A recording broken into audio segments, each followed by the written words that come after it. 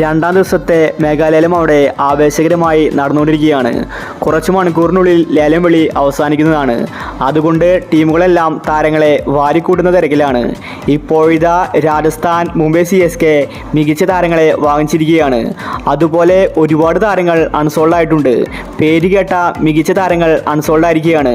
അപ്പോൾ ഓരോ ടീമുകൾ വാങ്ങിച്ച താരങ്ങളെ കുറിച്ചാണ് നമ്മൾ ഇന്നത്തെ വീഡിയോയിൽ നോക്കുന്നത്. ഇതുപോലത്തെ IPL ന്യൂസിന് വേണ്ടി ചാനൽ മറക്കാതെ സബ്സ്ക്രൈബ് ചെയ്യൂ. കുൽദീപ് സെന്നെ പഞ്ചാബ് കിങ്സ് 80 ലക്ഷത്തിന് വാങ്ങിച്ചിരിക്കുകയാണ്. അതുപോലെ ആകാശ് സിംഗിനെ ലക്നൗ 30 ലക്ഷത്തിന് വാങ്ങിച്ചിട്ടുണ്ട്. അസംതുള്ള അമർസായിയെ പഞ്ചാബ് 2 കോടിക്കാണ് വാങ്ങിച്ചിരിക്കുന്നത്.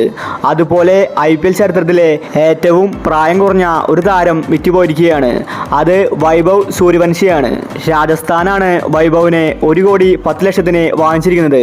വൈഭവിന്റെ ഏജ് 13 വയസ്സാണ്. ഇത്രയും ചെറിയ പ്രായത്തിൽ താരത്തിന് IPL കളിക്കാൻ സാധിച്ചു.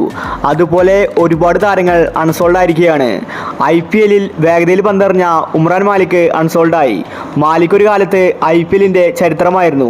എന്നാൽ ഇപ്പോൾ മാലിക്കിനെ ആർക്കും വേണ്ട. അതുകൊണ്ടാണ് അൺസോൾഡ് ആയിരിക്കുന്നത്. അതുപോലെ ന്യൂസിലാൻഡിന്റെ ക്യാപ്റ്റൻ കെൻ വില്യംസൺ, അദ്ദേഹം ഇപ്പോൾ അൺസോൾഡ് ആയിരിക്കുകയാണ്. വില്യംസണിനെ ആർക്കും ആവശ്യമില്ല. ബേസ് പ്രൈസായ 2 കോടിക്ക് പോലും ആരും വില്യംസണിനെ വാങ്ങുന്നില്ല. അതുപോലെ അജിങ്ക്യ രഹാനെ, CSK ടീമിൽ മികച്ച കളി കാഴ്ചവെച്ച താരമാണ് അജിങ്ക്യ രഹാനെ. താരത്തെയും ആരും തന്നെ വാങ്ങുന്നില്ല. ഡൽഹി ടീമിൽ ഓപ്പണറായിരുന്ന പൃഥ്വി ഷോയും അൺസോൾഡ് ആയിരിക്കുകയാണ്. ഒരുപാട് വമ്പൻ താരങ്ങൾ അൺസോൾഡ് ആയിട്ടുണ്ട്. എന്തുകൊണ്ടാണ് ടീമുകൾ ഇവരെ വാങ്ങാത്തതെന്ന് വ്യക്തമല്ല. ഒരുപക്ഷെ ലാസ്റ്റ് വീണ്ടും അൺസോൾഡായ താരങ്ങളെ ലേലം വിളിക്കും. ചിലപ്പോൾ നല്ല താരങ്ങൾ വേറെ ടീമിലേക്ക് വരാൻ സാധ്യതയുണ്ട്. എന്തായാലും ഇപ്പോൾ CSK മുംബൈയും താരങ്ങളെ വാരിക്കൂട്ടുകയാണ്. RCBയും ഒട്ടും ബാക്കിലല്ല. അതുപോലെ രാജസ്ഥാൻ ടീമിലേക്കും മികച്ച താരങ്ങൾ വന്നിട്ടുണ്ട്. IPL ലേലം വിളി അവിടെ നടന്നുകൊണ്ടിരിക്കുകയാണ്. അപ്പോൾ ഇതുപോലത്തെ IPL ന്യൂസിന് വേണ്ടി ചാനൽ മറക്കാതെ സബ്സ്ക്രൈബ് ചെയ്യൂ.